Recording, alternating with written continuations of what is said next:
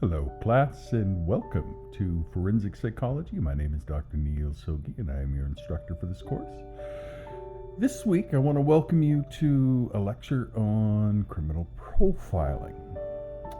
Before we kind of get started, though, I want you to just kind of think about this.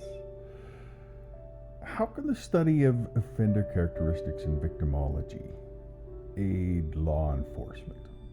Particularly in solving crimes and also in maybe preventing future incidents.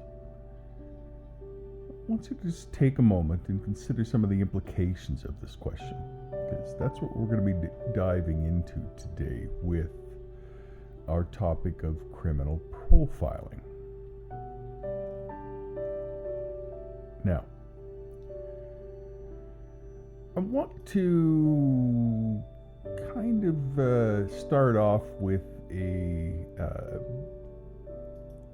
interesting topic and a little bit of a scenario for today.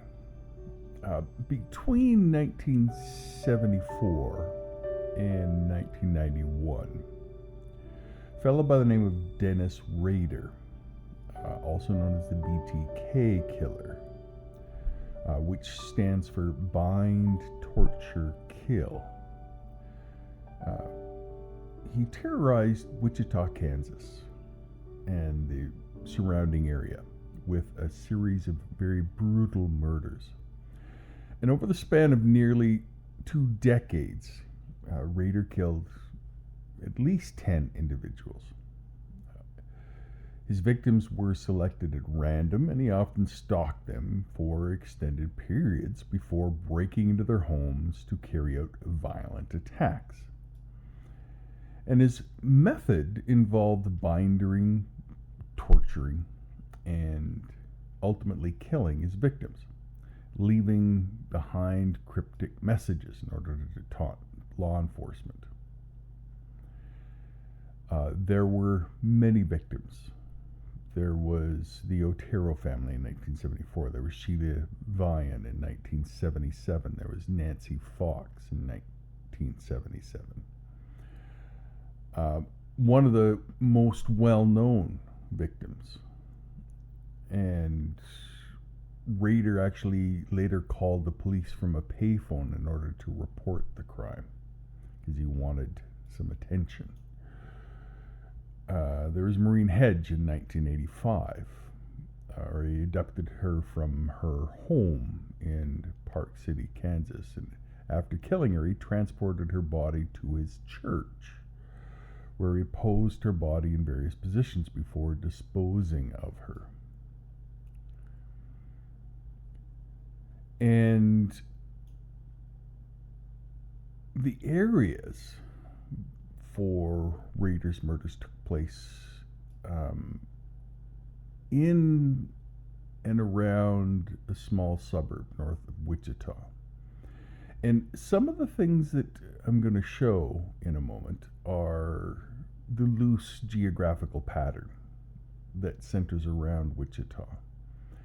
And I want you to kind of take special note of a few of these things, because there are some things here that I think kind of represent criminal thinking patterns as far as the maps go. There's some key areas that are fairly important in criminal profiling. One is spatial clustering, and in this case, the killings were relatively concentrated around Wichita area, with the majority of the murders occurring within about 10 or 15 mile radius of his work or his home place. There was also accessibility and familiarity. Rader committed the murders in residential neighborhoods where he could blend in without drawing attention.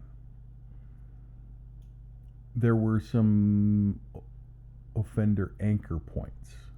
There were parts in this geographical map that were anchor points for him, like his home, Rader lived in Park City, which was a bit of the epicenter for his criminal activity. There was his workplace. He was a compliance officer. He was fully employed in Park City. And so he had the opportunity to survey potential victims without raising any suspicion because of his job. And another thing, he went to church. In fact, he was a prominent figure in his local church, Christ Lutheran Church, where he was actually president of the congregation.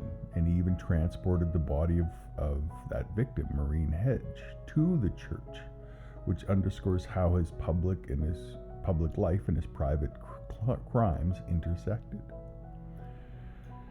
And there was some so I want you to think in terms of geographical profiling, because investigators use geographical profiling techniques to create kind of a jeopardy space based upon Rader's crime locations, and they estimated the likelihood of where he might live or work. Because there's some key principles in criminal profiling. One of them is known as distance decay. Now, as with many serial offenders, Rader's crimes were more concentrated near his home and workplace. The frequency of his attacks decreased as the distance from these anchor points increased. It was also part of his routine activity. Rader often committed his crimes during his daily routines. For example, he abducted Maureen Hedge from her home, which was just a few doors down from his own residence. And so his familiarity with his neighborhood and other areas around Wichita helped him plan and execute his attacks with precision.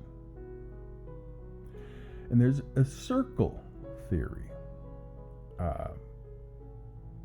So if you just draw a basic circle around Rader's home and his workplace, that covered the majority of his crime scenes. And this theory helped investigators establish where the killer likely lived in or around the areas where the victims were found.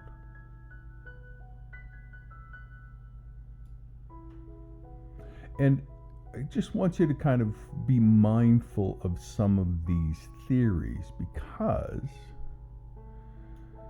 sometimes people will be living a double life. Rader, to the casual observer, lived a very normal life. He was a family man. He was a church leader. He was a respected figure of the community. He was fully employed. He worked for the city. In fact, he worked at enforcing the rules in the community. He was a compliance officer. So I want you to kind of keep all of that in mind as we go through this. Now, here's a bit of the map that I mentioned. And I want you to just kind of be mindful of the picture here, because you can see there how the star in that map is where Rader lived on the top of the map, and all of his crimes, or the majority of his crimes, were clearly very close to it. So in today's lecture, we're going to be exploring a little bit of, first I want to tell you a little story about a criminal profiler and a little bit of the history of criminal profiling and how it really started to develop, trace a little bit of its evolution from its early practices to its modern techniques. We'll then look at some profiling methods and approaches and investigate some of the psychology of building psychological profiles of offenders, as well as some geographical profiles which focus on mapping criminal behavior. And I want to introduce you to a little bit of victimology in offender profiling. So we'll discuss a little bit of the definition and importance of victimology in criminal investigations and highlight its role in understanding the offender behavior. So let's dive into it I want to tell you the story of Dr. David Cantor. He was born in 1944, and Cantor is really a bit of a pioneering researcher in the field of criminal profiling. He's known for his significant contributions to investigative psychology and offender profiling. He earned his PhD from the University of Leicester in 1967 and did a lot of groundbreaking work that has influenced modern profiling techniques and has been fairly instrumental in shaping the field of forensic psychology. Cantor is really renowned for his development of the discipline of investigative psychology, which applies psychological principles and methods to criminal investigation. So he's one of those ones that introduced the whole concept of geographical profiling, which involves analyzing the spatial patterns of crimes to infer the characteristics and behaviors of offenders. Cantor's research really laid the foundation for understanding how offenders' spatial behavior can reveal insights into their motives and their decision-making processes and geographical preferences. Cantor's research on offender profiling has really revolutionized the way law enforcement agencies approach criminal investigations. He pioneered the use of psychological profiling techniques to construct offender profiles based upon, first off, behavioral patterns, and then developing an understanding of personality traits, and also looking at the victims and what the victims might be bringing to this as far as insights into what might have made them a victim. His work really emphasized the importance of incorporating a lot of psychological factors into the investigative process to enhance the accuracy and the effectiveness of profiling techniques. So mainly the reason I want to kind of highlight Cantor is he is somebody that really kind of started us moving down this whole field of being able to, look at a map, for example, and start to think about where might this person be from. And based upon those basic anchor points, being able to figure that out. So let's dive into what is criminal profiling. Well, we can kind of think of it as first off, a behavioral, but also an investigative tool that's really used by law enforcement agencies to help identify the perpetrator, and then, of course, to apprehend the perpetrator of a crime based upon behavioral patterns, personality traits, and psychological characteristics. And the whole purpose is to create a profile of the offender that can aid investigators in narrowing down some potential suspects, understanding motives, and predicting future behavior. Now, at its core, criminal profiling involves the systematic analysis of, first off, the crime scene evidence, because obviously you want to start with the hard evidence that you have. Also, to look at the victimology, so make a profile of the victim. How might the perpetrator come in contact with the victim? Also, the offender's behavior. What kinds of behaviors can we see from the crime scene or infer from the crime scene? And all of this helps us to develop a psychological profile of the perpetrator. And this profile typically includes information such as demographic characteristics, motives, what we call modus operandi, or the MO, and any signature behaviors that the perpetrator might have. And the primary purpose of criminal profiling is to assist law enforcement agencies in prioritizing leads and directing investigation and ultimately in apprehending the offender. So it's not something where you can just do that, make the profile and then start looking for people. You need to have other things involved. But when you have a mountain of evidence and a mountain of leads, this is another tool in your battery of tools as an investigator to be able to move forward and prioritize and look into different information that leads bring you to. So a little bit of the history of the development of criminal profiling. The whole practice of criminal profiling has been evolving over time. Its origins really kind of start in the early 20th century, and early approaches of profiling were often based on, some anecdotal evidence and some intuitive judgments by investigators. But as I mentioned, there's been some significant advancements, and with the emergence of empirical research and the contributions of pioneering research like Dr. David Cantor, as well as people like Dr. Robert Ressler, we have some significant growth. And then in the 1970s and 80s, in fact, the FBI's behavioral science unit played a crucial role in formalizing the practice of criminal profiling through the development of some systematic methods and protocols. And this era really did see the refinement of profiling techniques and the establishment of standardized training programs for profilers. So today, criminal profiling really incorporates a whole multidisciplinary approach. It draws from psychology, criminology, sociology, and other fields.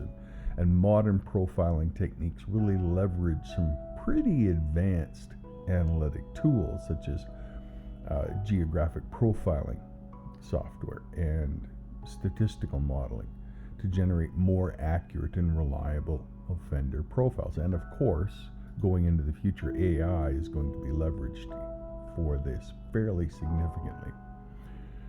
So as far as profiling methods and approaches, these really do encompass a lot of techniques utilized by forensic psychologists and law enforcement agencies. And the intention here is to construct offender profiles and gain some insights into the criminal behavior. And what I'm going to do now is talk about a couple of primary methodologies. First off, investigative psychology, and then criminal profiling.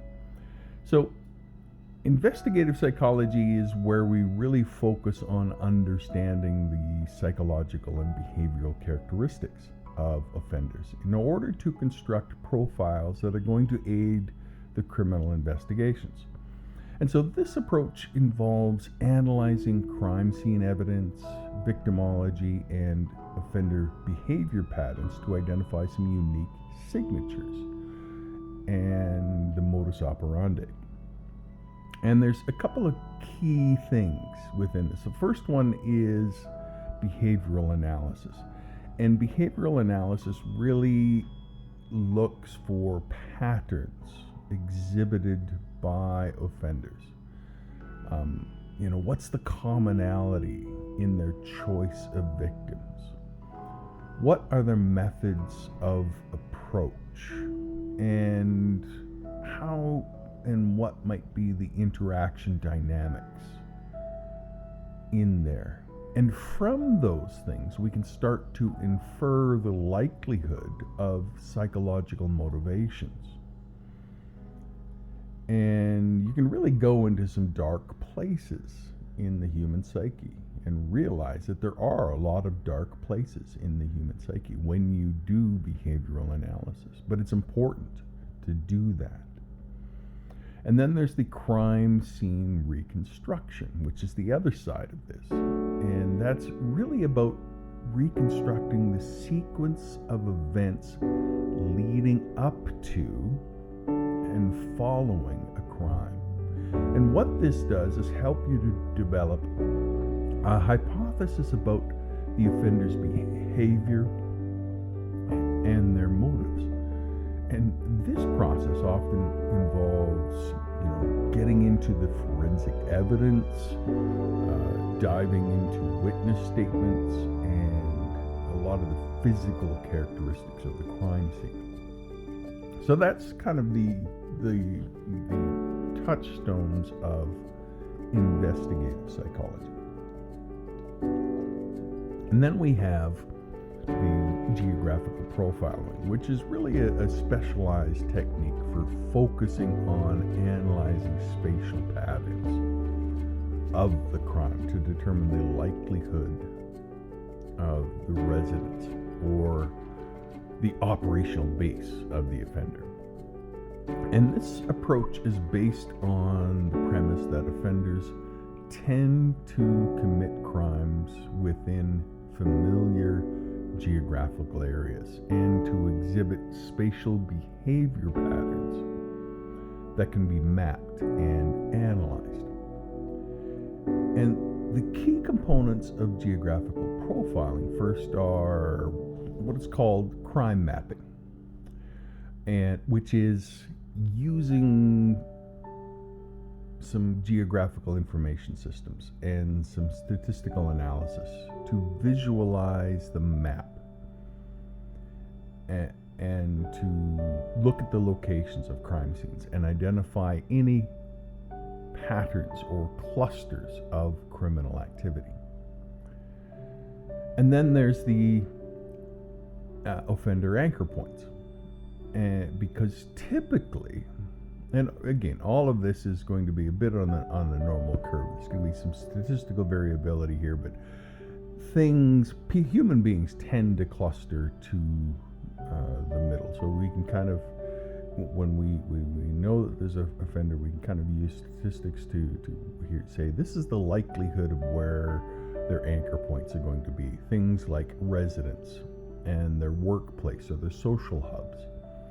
Offenders have a connection with these places or spend significant time there.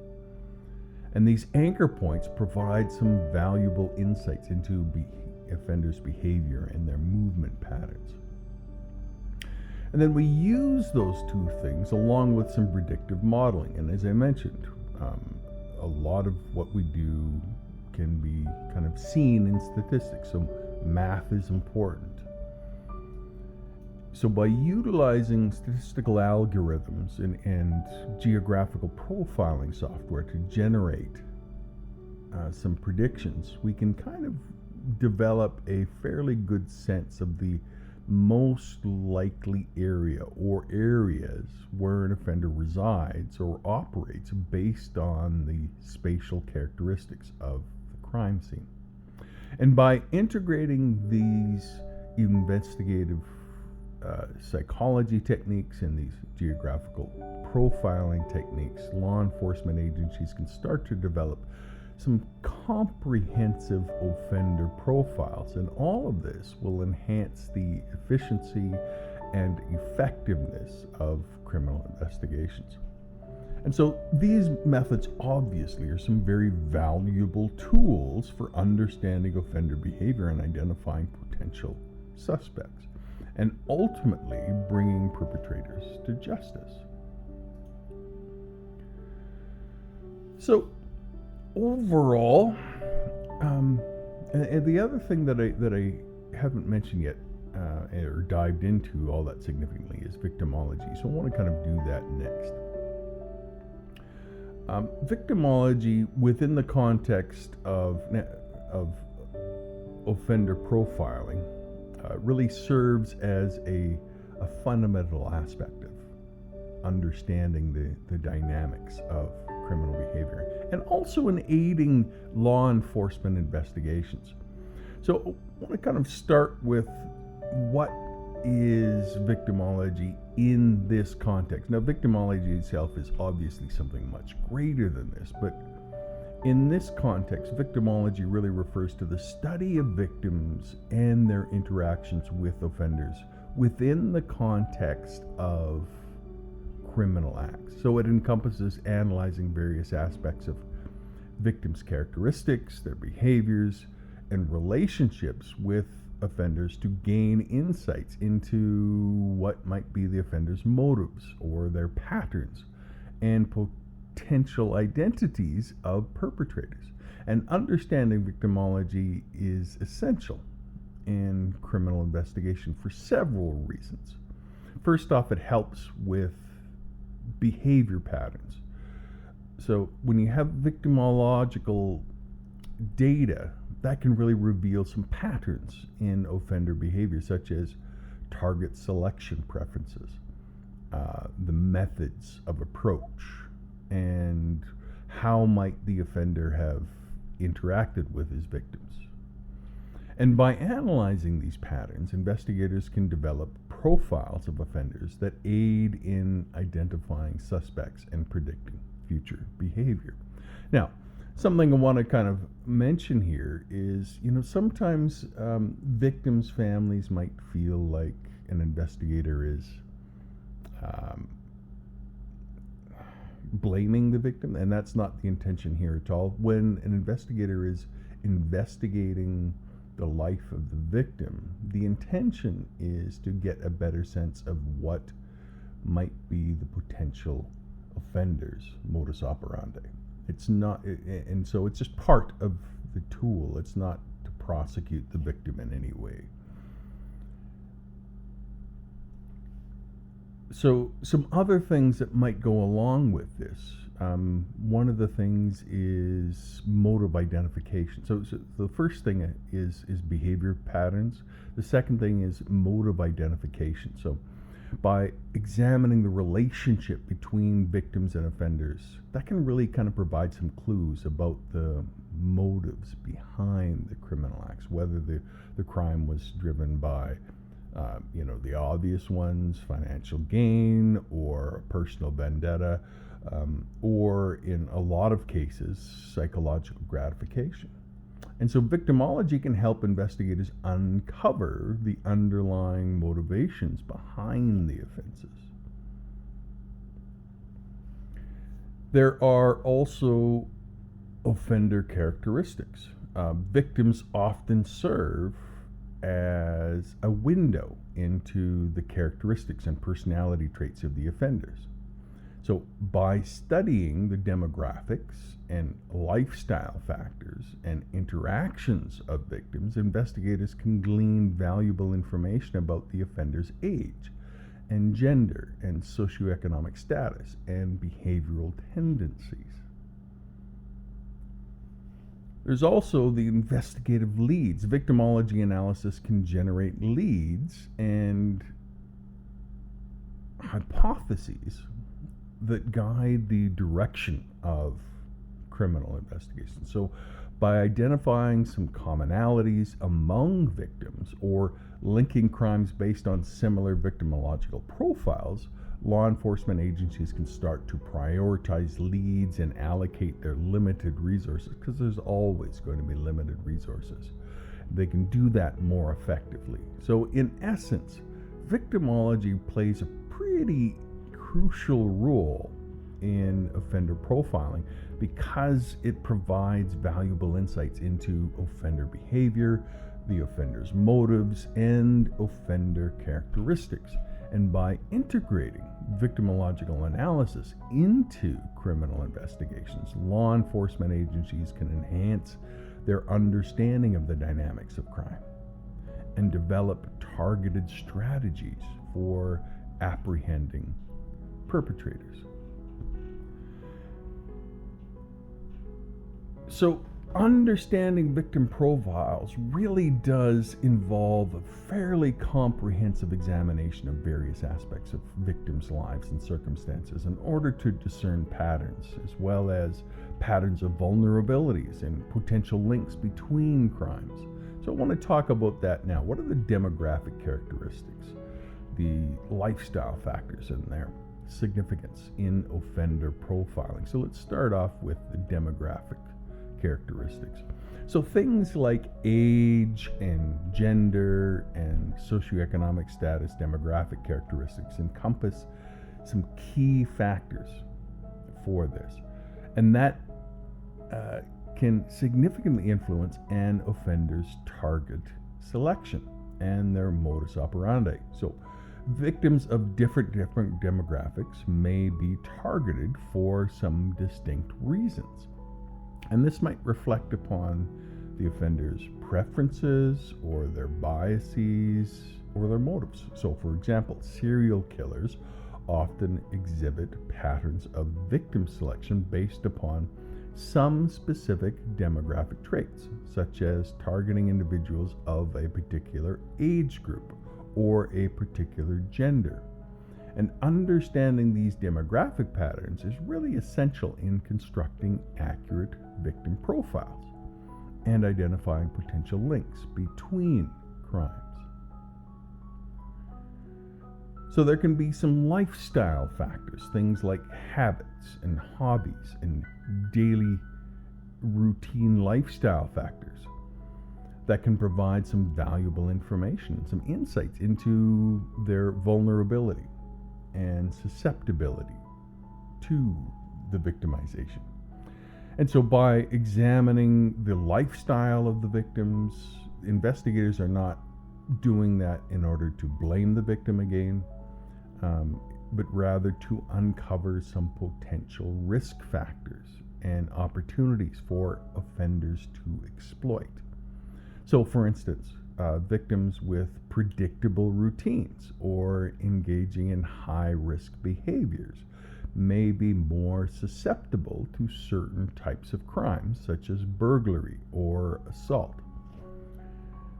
So analyzing lifestyle factors allows for the investigation of commonalities among victims and the development of targeted prevention strategies. And by understanding victim profiles in terms of demographic characteristics and lifestyle factors, law enforcement agencies can really gain a deeper understanding of offender behavior and motivation. Because victim profiles serve as a really valuable tool in criminal investigations. And this enables investigators to identify potential suspects, predict future offenses, and develop strategies of crime prevention. And also, of course, victim support. Another thing that investigators are going to want to do is look at any potential victim-offender relationship dynamics, which really constitutes a critical aspect in the offender profile. And there's various types of relationships between victims and offenders, and this will impact on the criminal behavior and the motivation. So the first thing we want to do is to try to figure out what's the type of the relationship. The victim-offender relationships can really be categorized into three main types. There's the stranger, the acquaintance, and the intimate relationships. And each type of relationship carries some distinct implications for offender behavior and motives and level of violence. So when we look at stranger relationships, crimes that are committed against strangers involve perpetrators who have no prior relationship or connection to the victim. And these offenses often exhibit characteristics of opportunistic or random acts of violence, where the offender targets individuals based on situational factors or perceived vulnerabilities. Then there's acquaintance relationships. And crimes involving acquaintances typically occur between individuals who have some level of prior interaction or familiarity. So offenses will, within these kind of acquaintance relationships, may stem from some previous conflicts or disputes or grievances between the parties involved. And these crimes can range from interpersonal conflict to targeted acts of violence motivated by a personal grudge or revenge. And then there's the intimate relationship or the intimate partner violence. And this involves offenses committed within intimate relationships, such as spousal abuse or domestic violence or dating violence.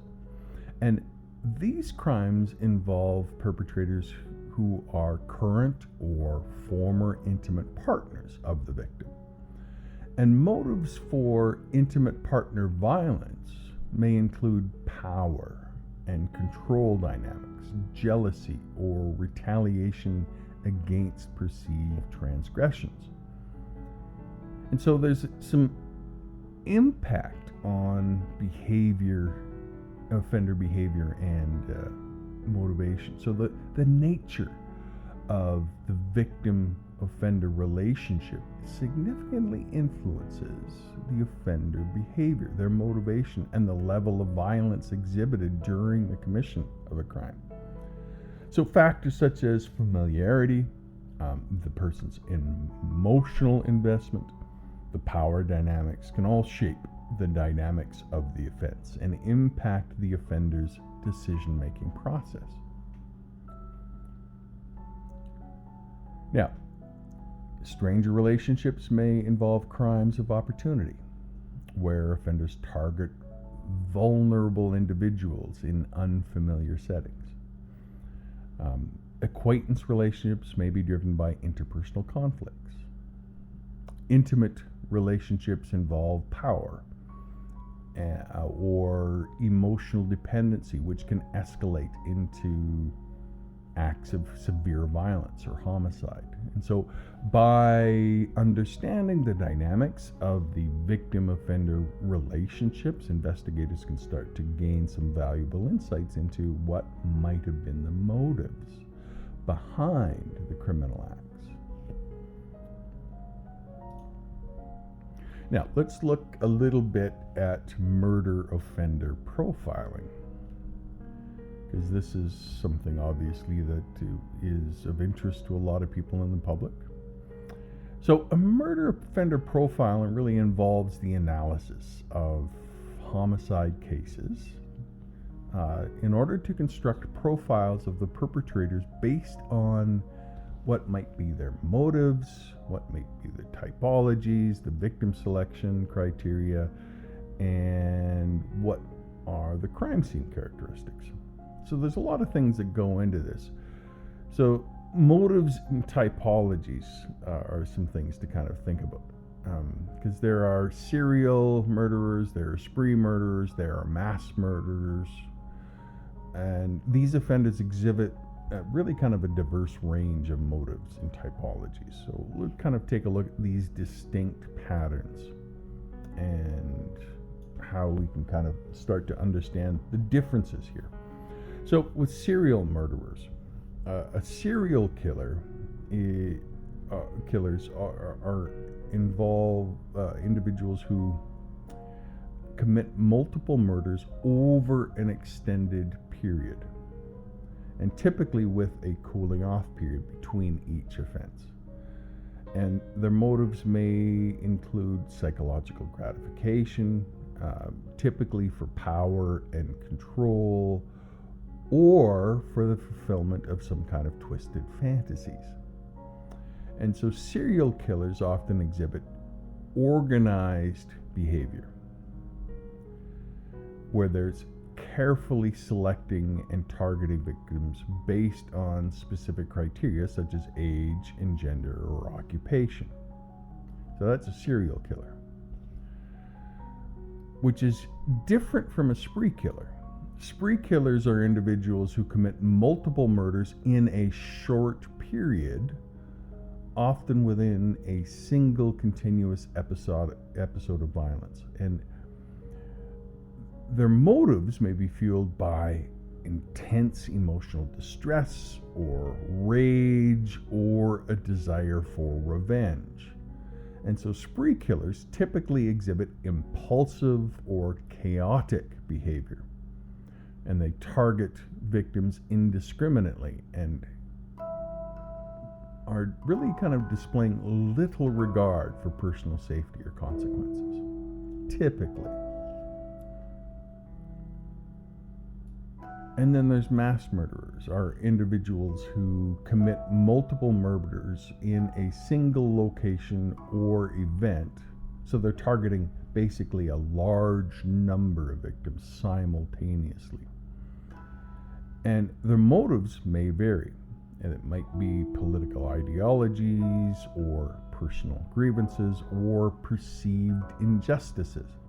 And mass murderers will often exhibit a high level of premeditation and may use weapons of mass destruction,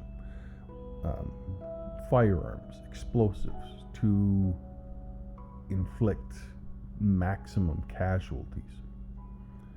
So again, you can see here that there are some things that we need to kind of be mindful of. What's the victim selection criteria? What's the crime scene characteristics of the offenders?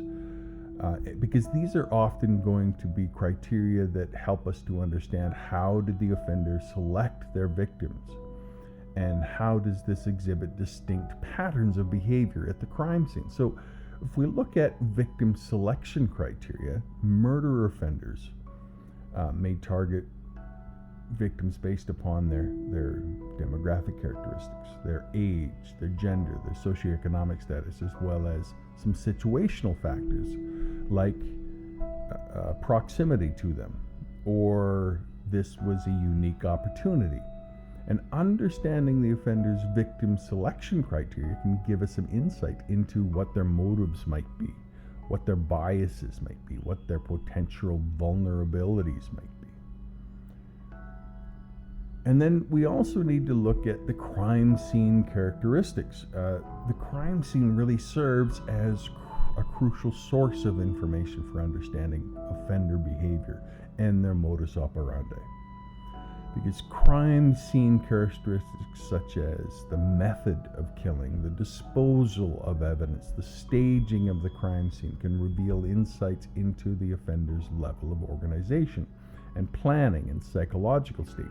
And by analyzing the motives and typologies, the victim selection criteria, the crime scene characteristics of murder offenders,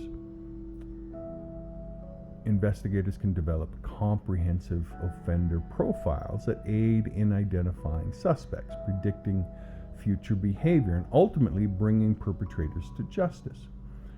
So, for example, serial killers are individuals who commit multiple murders over an extended period of time. And they typically will have a cooling off period between each offense. And their motives may vary, but often include psychological gratification, control, power, and of course the twisted fantasies. And a great example of that is the notorious serial killer Ted Bundy. Very personable fellow, very educated fellow.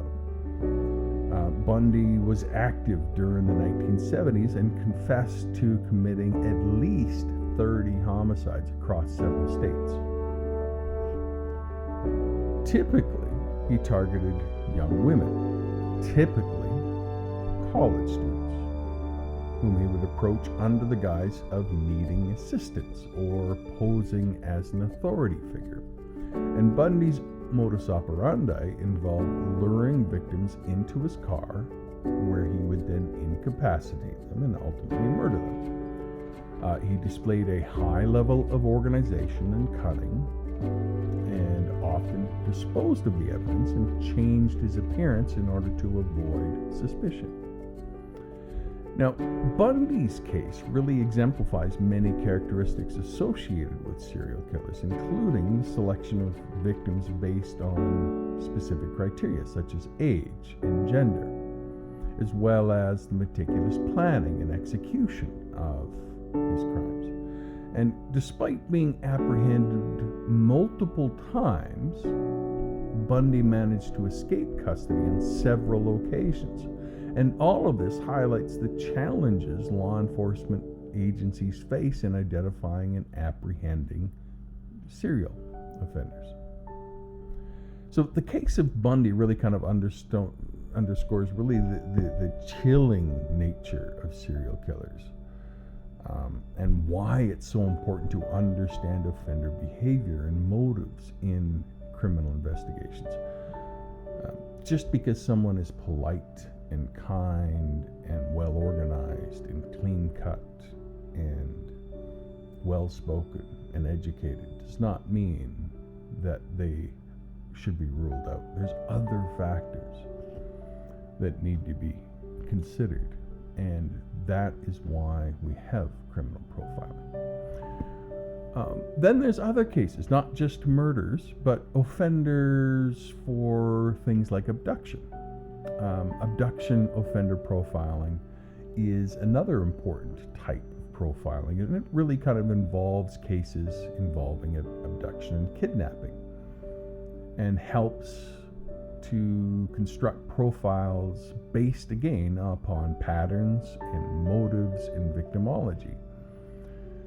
So one of the typical things that you will see with abduction offender profiling is, what's the type? It's the first thing you need to look for. What's the type of offender? You can kind of put abduction offenders in two broad categories: opportunistic and organized. Opportunistic abductors are individuals who seize an unplanned opportunity to abduct individuals, often without prior planning or preparation. These offenders might target an individual such as a child left unattended in public places, or individuals in vulnerable situations. And opportunistic abductions are typically characterized by impulsive and spontaneous behavior with little or no premeditation. But then there's organized abductors who plan and execute abductions with a high degree of premeditation and control. And these offenders may carefully select and stalk their victims. They may establish a plan of action and meticulously orchestrate the abduction to minimize the risk of detection. And organized abductions often involve a very high level of sophistication and may be motivated by very specific fantasies or fetishes, or motives related to ransom or extortion.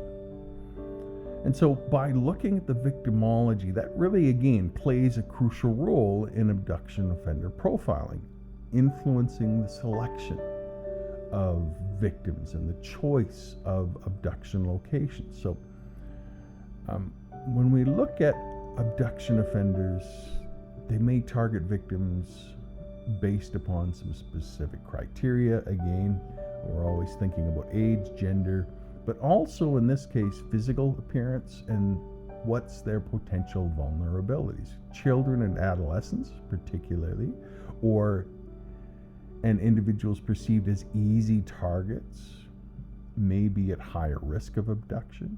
And understanding the demographic and behavioral characteristics of victims can help investigators identify potential patterns and vulnerabilities. So, what might be the location preferences? Abduction offenders may exhibit preferences for specific abduction locations based upon factors such as familiarity, accessibility, and perceived risk of detection. So common abduction locations such as secluded areas, parks, playgrounds, and areas frequented by potential victims might be something to kind of be mindful for. So when we analyze the spatial pattern of abductions, that can really provide insights into offender behavior and help narrow down potential suspect profiles. So by analyzing patterns of offender behavior, victimology, and location preferences, investigators can develop comprehensive profiles of abduction offenders that aid in identifying suspects, predicting future behavior, and preventing further victimization. So, for example, an opportunistic abductors are individuals who typically seize unplanned opportunities to abduct individuals. They see a vulnerable person, and on the moment, they have the desire, they have the opportunity, they go for it. Opportunistic abductions are really characterized by their spontaneous nature, with little or no premeditation. And a real-world example of an opportunistic abduction was the case of J.C. Duggard. In 1991, J.C. Duggard was abducted at the age of 11 by Philip Garrido. She was just walking to her school bus stop in South Lake Tahoe, California. And Garrido, who was a convicted sex offender, acted on impulse when he spotted JC and her friend near their homes. He used a stun gun to incapacitate JC and forcibly abducted her into his car. And Garrido's abduction of JC was very much opportunistic. He didn't have a premeditated plan to abduct her, but instead took advantage of the opportunity presented to him. He acted impulsively, driven by his desire and lack of regard for consequences of his actions. And following his abduction, or her abduction, JC was held captive for actually 18 years in a makeshift compound in Garrido's backyard, where she endured an unimaginable trauma and abuse. But the case of J.C. Duggard really does illustrate the dangerous unpredictability of opportunistic abduction offenders and the devastating impact their actions can have on victims and their families. Now, despite the lack of premeditation, opportunistic abductions can result in prolonged captivity, prolonged exploitation, and severe psychological trauma to the victims. So understanding the behaviors and motivations of opportunistic abductors is really crucial for law enforcement agencies in developing strategies to prevent and respond to these types of crimes effectively.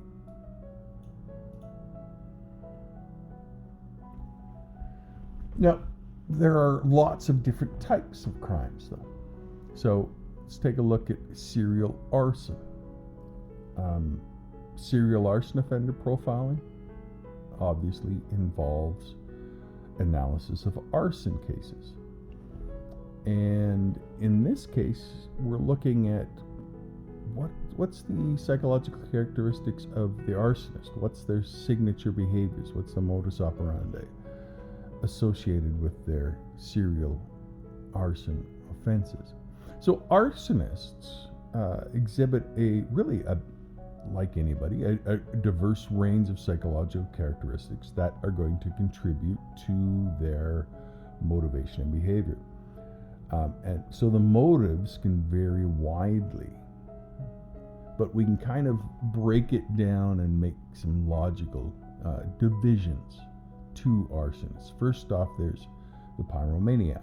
Pyromania is kind of it's a mental disorder characterized by an impulse control disorder and an obsession with fire setting. So individuals with pyromania experience a compulsive urge to set fires, and they derive some significant pleasure or relief from the act of arson.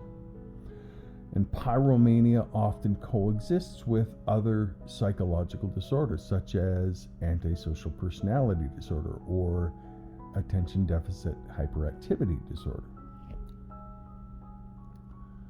So that's one type, where it's an internal drive that's needed to be quenched, to be satisfied. Then there is the delusional or revenge arsonist. And some arsonists are motivated by false beliefs, delusions, or a desire for revenge. The intention is to inflict harm or damage as a form of retaliation of some kind of perceived grievance.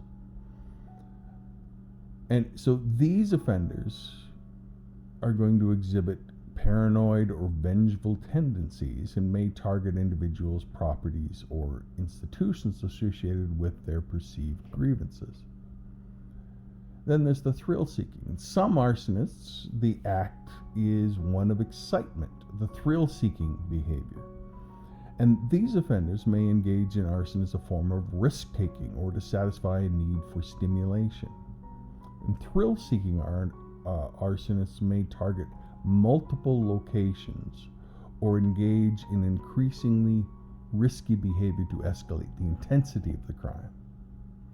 So we're looking at here what are the and then of course you also need to kind of think in terms of what's the modus operandi, what makes this distinct. Then there's the fire spreading patterns. Serial arsonists become very sophisticated and might start to exhibit consistent patterns in the ways they spread or set fires. What kind of accelerants do they use? What kind of specific structures do they set on fire? Are they employing sophisticated ignition devices? And when we analyze fire spreading patterns, that can provide some insight into the offender's level of planning, their expertise, and their psychological motivations. Also, what's the target selection? Serial arsonists might have very specific preferences or criteria for selecting targets, such as they're going to burn down abandoned buildings or residential properties or places of worship. And then also there's the post-fire behavior. After setting fires, serial arsonists may exhibit certain post-fire behaviors, such as returning to the scene of the crime in order to observe the aftermath, monitoring media coverage of the fire, or inserting themselves into the investigation as witnesses or volunteers. And these behaviors can provide valuable clues about the offender's psychological state, motives, and potential involvement in the arson.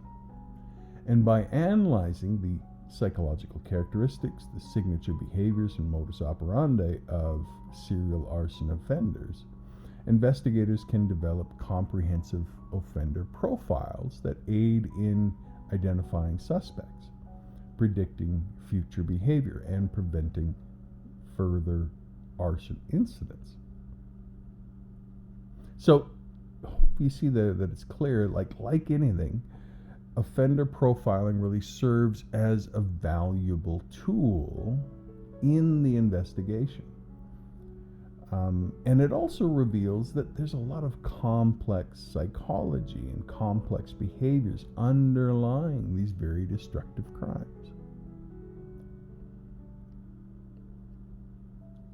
So, want to just take a little bit of time now and look at some of the methodology and approaches in offender profiling, because it really does encompass a range of investigative techniques and analytical methods used by forensic psychologists and law enforcement agencies to construct offender profiles and gain some insight into the criminal behavior. So, a few investigative techniques. First off, behavioral analysis, and then crime scene reconstruction. So, behavioral analysis really involves the systematic examination of the offender behavior, what are the motives of the offender? What are the patterns in order to construct a profile that aids the criminal investigation? And so this approach really integrates a lot of information: the crime scene evidence, the victimology, the offender behavior, and all of this to develop a hypothesis about the characteristics and motivations of the perpetrator. And behavioral analysis techniques really include a couple of things.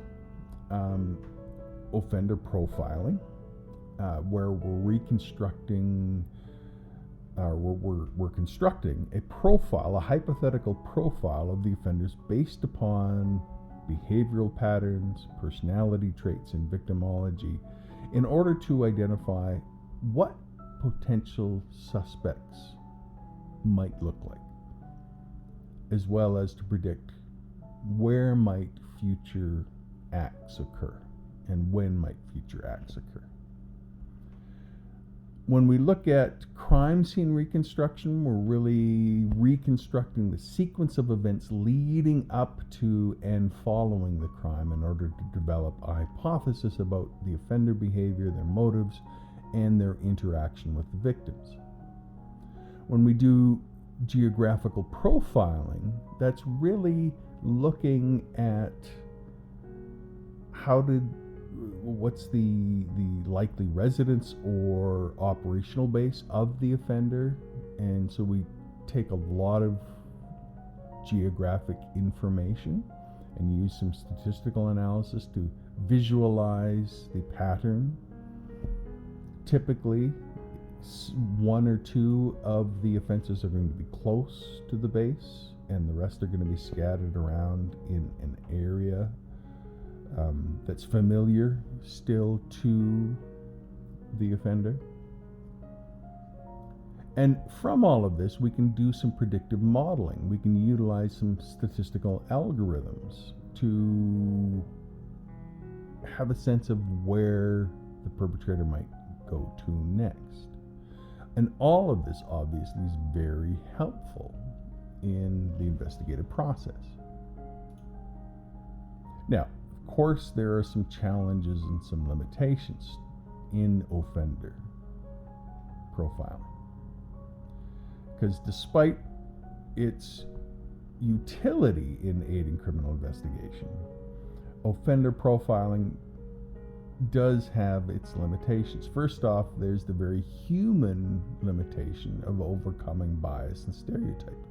One of the primary challenges in offender profiling is the potential for bias and stereotyping to influence the construction of offender profiles. Profilers really need to guard against making assumptions based upon race, ethnicity, gender, or other demographic factors that can lead to inaccurate or discriminatory conclusions.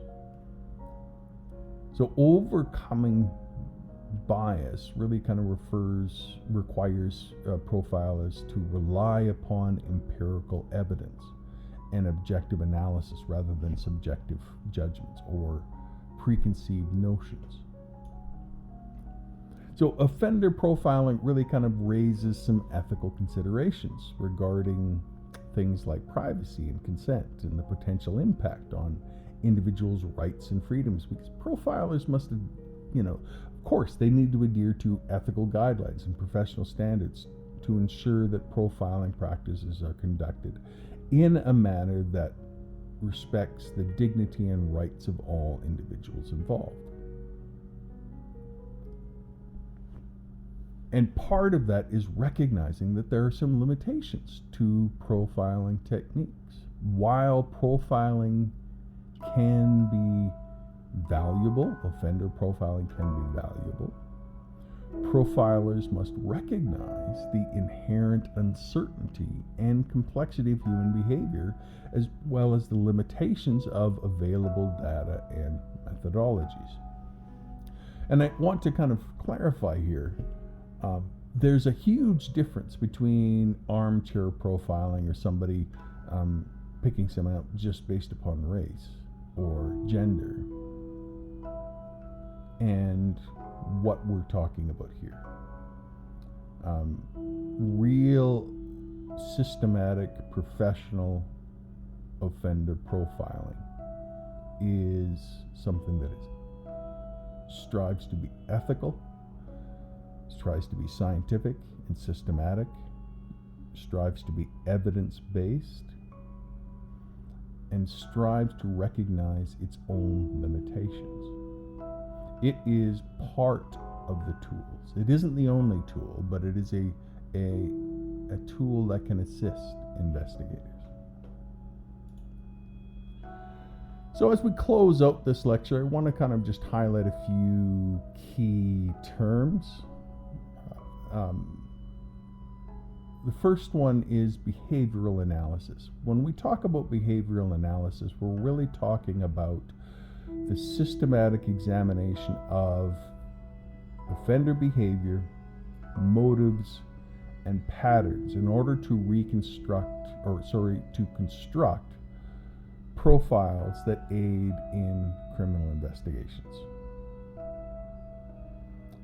When we talk about geographical profiling, we're talking about very specialized techniques that focus on analyzing spatial patterns of crime in order to determine the likely residence or operational base of offenders. And when we talk about victimology in the case of criminal profiling, we're talking about studying the victim and their interactions within the context of criminal acts. And the intention here is to provide insight into offender behavior, motives, and patterns, recognizing the difference between the offender and the victim. And finally, I want to just pose a question for you. What is the primary purpose of offender profiling in criminal investigation? The purpose is to develop an accurate profile of offenders in order to aid in identifying suspects and predicting future behavior.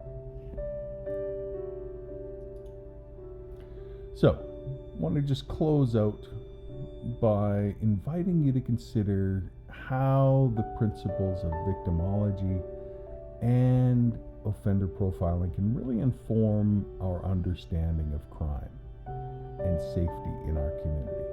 How might we apply this knowledge to promote awareness, to promote prevention, and to support victims of crime?